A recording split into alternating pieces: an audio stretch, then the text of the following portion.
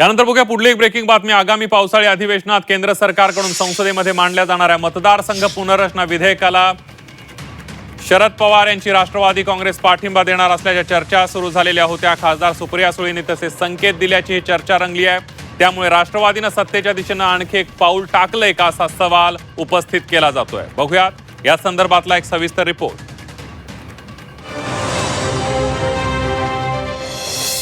मतदारसंघ पुनर्रचना विधेयकाला पवारांच्या राष्ट्रवादीचा पाठिंबा। पवारांची राष्ट्रवादी संसदेत भाजपला साथ देणार।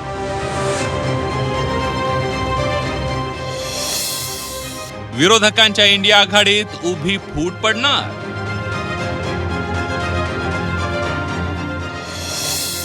खासदार सुप्रिया सुळेंनी चर्चा फेटाळली।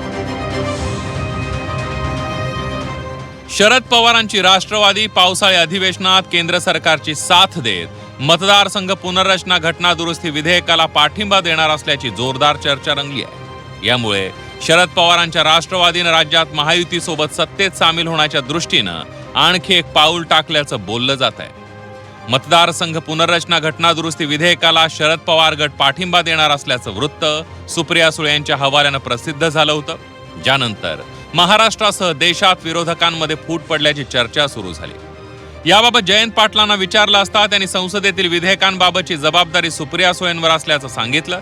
त्यामुळे या विधेयकांबाबत सुप्रिया सुळेच बोलून ठरवतील असं जयंत पाटील यांनी म्हटलंय। ते 8 खासदारांची जी एकत्रित आहेत ते सुप्रियाताई त्यांचं नेतृत्व करतात। सुप्रियाताईंच्या वरती जबाबदारी आहे डिलिमिटेशनचं बिल, वन नेशन वन इलेक्शनचं बिल, 2-3 महत्त्वाची बिलं येणार आहेत। तर सुप्रियाताई मध्ये आधी सांगत असतात हे असं चाललेलं आहे, तर त्या सुप्रियाताई त्याचं धोरण ठरवतील असा आम्हाला विश्वास आहे। त्यांची महिलांच्या आरक्षणाच्याबद्दल विशेष आग्रही त्या नेहमीच राहिलेल्या आहेत। त्यामुळं कदाचित त्या बाबतीत त्यांच्या स्तरावर निर्णय होईल काही। मात्र सुप्रिया सुळे यांनी या सगळ्यात कोणतंही तथ्य नसल्याचं सांगत ही चर्चा निराधार असल्याचं स्पष्टीकरण दिलं। पण त्याच वेळी मतदारसंघ पुनर्रचना विधेयकासंदर्भात नवा प्रस्ताव आल्यास त्यावर अभ्यास करून 24 तासांमध्ये भूमिका मांडू असंही खासदार सुप्रिया सुळे यांनी स्पष्ट केलं। एकतर बिल आलेलं नाही आमच्याकडे नवीन, त्याच्यामुळे नवीन बिल आल्याशिवाय बिलबद्दल मी कशी बोलणार। त्याच्यामुळे बिल काय येईल हे बिल आल्यावर 24 तासात त्याचा अभ्यास करून आमचा काय स्टँड आहे हे मी सांगू शकतो।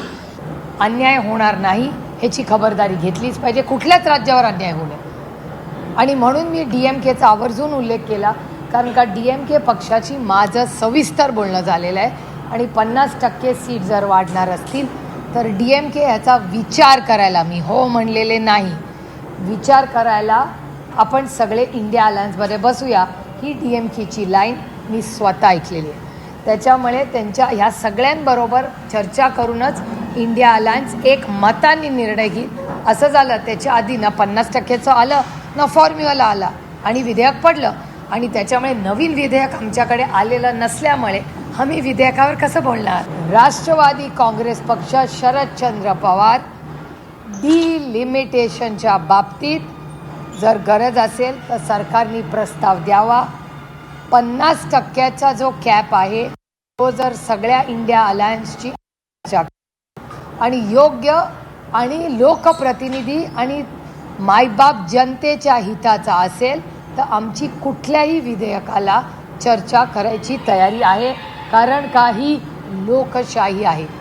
सुप्रिया सुळेंचं हे विधान मतदारसंघ पुनर्रचना विधेयकाच्या पूर्ण विरोधात नाही आहे। त्यामुळे पवारांच्या राष्ट्रवादीचा पाठिंबा मिळवायचा की नाही हे भाजपच्या प्रस्तावावर अवलंबून असणार। त्यामुळे आता महायुतीकडून पवारांच्या राष्ट्रवादीच्या भूमिकेचं स्वागत केलं जात आहे। मला वाटतं एक चांगला वैचारिक बदल राजकारणाच्या संस्कृतीमध्ये होताना दिसतोय की केंद्रामध्ये पंतप्रधान नरेंद्र मोदी साहेबांचं सरकार असलं तरी विरोधी पक्ष त्याचं कौतुक करतोय। राज्यामध्ये देवाभाऊंचं सरकार आहे, विरोधी पक्षालाही वाटतंय राजकारणापलीकडे जाऊन हे सरकार काम करतंय।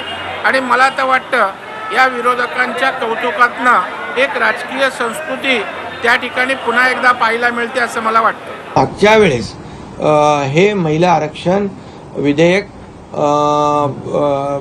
विरोधी पक्षाने हाणून पाडलं, रद्द केलं आणि त्याचा भुगताना त्यांना पश्चिम बंगालच्या निवडणुकीमध्ये भोगावा लागला. त्यामुळे आता कुठेतरी उपरती आली असेल, सद्बुद्धी आली असेल तर चांगली गोष्ट आहे आणि सर्वांनीच महिला आरक्षणाला सपोर्ट केला पाहिजे. सुप्रिया सुळेंच्या विधानानं पवारांच्या पक्ष एनडीए सोबत राहण्याची शक्यता वर्तवली जात असली तरी खासदार संजय राऊतांना मात्र शरद पवार मतदारसंघ पुनर्रचना विधेयकाला पाठिंबा देणार नाहीत असंच वाटतंय. तर काँग्रेस महिला आरक्षणाची आठवण देत मित्रपक्षांना रोखण्याचा प्रयत्न करताना दिसतंय. आम्ही त्या डिलिमिटेशन आणि या बिलाला पाठिंबा देणार आहोत. माननीय शरद पवारांचा पक्ष म्हणजे राष्ट्रवादी काँग्रेस पक्ष आम्ही हे पूर्णपणे चुकीचं आहे. हे बिल या अधिवेशनात येणार की नाही याच्याविषयी अद्याप काही ठरलेलं नाही. ते जेव्हा बिल येईल तेव्हा आम्ही सगळे बसून निर्णय घेऊ. मागच्या अधिवेशनामध्ये सरकारशी या संदर्भात चर्चा झाली होती. हे बिल कशा प्रकारे विधेयक असायला पाहिजे. त्याच्यामध्ये मग आमच्या पक्षातर्फे अरविंद सावंत त्या बैठकीला होते, सुप्रियाताई सुळे होत्या, समाजवादी पार्टीचे नेते होते आणि सामुदायिक निर्णय घेतला जाईल जो काय घ्यायचा आहे तो. पण आज ज्या तुम्ही बातम्या देत आहात की पक्ष फोडले जातील आणि मग खासदार फोडून ते त्यांचं बहुमत दाखवलं जाईल 2/3 वगैरे, यात काही तथ्य नाही आहे. आता हे संविधानच जेव्हा यांना मान्य नाही आणि डिलिमिटेशनच्या नावाने ज्या पद्धतीनं संविधानिक व्यवस्थेच्या ढाच्यालाच हे संपायला निघाले, हा प्रश्न या ठिकाणी महत्वाचा आहे. त्यामुळे काँग्रेस पूर्ण ताकदीनं संविधानाच्या बाजूने उभा राहील. संविधान वाचलं पाहिजे ही भूमिका काँग्रेस पक्षाची आहे. केंद्र सरकारने विशेष अधिवेशनात मतदारसंघ पुनर्रचना विधेयक पारित करण्याचा प्रयत्न केला होता, पण विरोधकांच्या रेट्यापुढे सरकारचा हा प्रयत्न फसला. पण मधल्या काळात बरंच चित्र बदललंय. पश्चिम बंगालमध्ये झालेलं सत्तांतर आणि महाराष्ट्रात ठाकरेंच्या शिवसेनेतील बंडखोरीनं सत्ताधाऱ्यांची शक्ती वाढली आहे. त्यात आता जर शरद पवारांच्या पक्षानं सुद्धा मतदारसंघ पुनर्रचना विधेयकाच्या बाजूने भूमिका घेतली तर ही इंडिया आघाडीत उभी फूट ठरेल, ज्यामुळे देशासह राज्यातील राजकीय समीकरण बदलण्याची दाट शक्यता आहे. ब्युरो रिपोर्ट, झी 24 तास.